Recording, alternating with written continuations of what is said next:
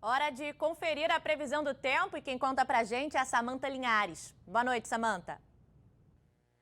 Olá a todos, muito boa noite. Ao longo desta quarta-feira, podem ocorrer algumas pancadas de chuva sobre o estado do Rio de Janeiro por causa dos ventos úmidos que sopram do mar contra a costa. O tempo também fica bastante encoberto, tem muita variação de nebulosidade e as temperaturas ficam na casa dos 24 graus na capital fluminense na tarde desta quarta-feira. As pancadas de chuva podem ocorrer também na capital, mas na quinta-feira o tempo já volta a ficar mais firme com temperaturas em elevação até o fim de semana. No próximo sábado, a máxima já alcança os 27 graus no Rio de Janeiro.